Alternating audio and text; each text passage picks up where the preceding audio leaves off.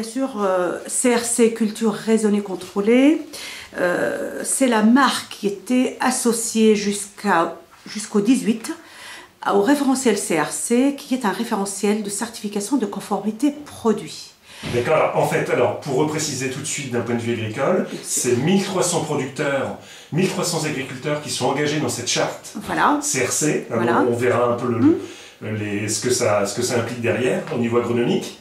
C'est combien d'organismes stockeurs, combien de coopératives et combien Il y a 22 organismes stockeurs en France, 31 meuniers, donc une dizaine des industriels et grandes distributions, avec bien sûr un très grand nombre d'artisans boulangers. Voilà, qui sont dans cette filière.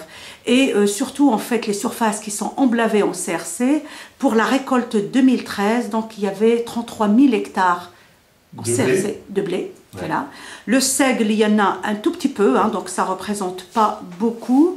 Et au niveau récolte, nous avons récolté 210 000 tonnes de blé CRC, dont à peu près 2000 tonnes de seigle CRC. Donc je reviens sur CRC, donc c'est culture raisonnée contrôlée, un référentiel qui est né donc en 1997, qui a été validé par les pouvoirs publics, c'est-à-dire le ministère de l'Agriculture en 1997, mais au tout début l'idée elle est née donc dans les années 90. C'était pour en fait un but louable, c'est produire des céréales saines dans le respect de l'environnement. Et on n'est pas en biologique, non, on est en agriculture raisonnée. On est dans l'agriculture raisonnée, contrôlée. Pourquoi le terme raisonné? Parce qu'on a voulu chercher la sagesse. On a calqué un petit peu le fait de soigner les blés comme soigner l'être humain. Tout simplement. C'est que oui, quand on est malade, on est bien content quand même d'aller voir le médecin qui va nous prescrire des médicaments. Par contre, c'est la prise de médicaments sur laquelle il faut faire très attention. C'est la bonne dose au bon moment. Et aussi, donc, je dis choisir le bon produit. Choisir le bon produit, ça c'est le travail d'un comité technique, scientifique au sein de la filière. Bon produit phytosanitaire. Bon produit de phytosanitaire. C'est-à-dire que ça, il y a une liste positive. Voilà, très restrictive. Très restrictive, et vous avez éliminé tous les produits qui ont un danger pour je dis l'utilisateur qui est agriculteur, parce qu'il est le premier quand même à être exposé à l'utilisation des produits phytosanitaires. Pour la plante, parce qu'on ne veut pas trouver des résidus dans la plante.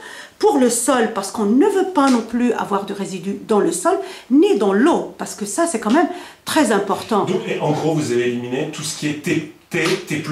Ça, c'est d'emblée, donc ils sont éliminés. Tous les produits qui ont une phrase de risque R40, R63, 68 et tout ça, donc on ne peut les utiliser qu'en dernier recours. Et quand on les utilise, il y a des analyses qui sont effectuées pour voir s'il y a des résidus ou pas. D'accord. Et en plus, hormis les produits qui sont classés T et T+, il y a beaucoup de produits qui sont supprimés donc de la liste phytosanitaire. C'est le but recherché, c'est mettre en avant cette marque CRC. Vous pouvez la montrer? Voilà. Et bien sûr, donc il y a les boulangers, il y a les meuniers, mais il y a aussi les industriels de grande renommée. Nous avons donc la société Saint-Michel, où tous les produits, donc les biscuits Saint-Michel et les madeleines qui sont faites à partir de céréales CRC. Il y a aussi la marque Gerblé. Donc leurs biscuits diététiques qui sont faits à partir de céréales CRC. Il y a le distributeur Shiver pour sa marque Bien. Il y a le groupe Casino pour sa marque Terre et Saveur. Donc on a quand même des industriels de grande renommée, des boulangers qui sont réputés, des meuniers qui savent travailler et qui sont responsables, des OS bien sûr aussi, parce que ce qui est important dans cette démarche, c'est il faut que les structures partagent les mêmes valeurs que nous. Parce que sinon, on ne peut pas continuer. Et c'est pour ça on dit qu'on est dans le durable. L'agriculture durable avec une alimentation durable. Et c'est ça qui est très important.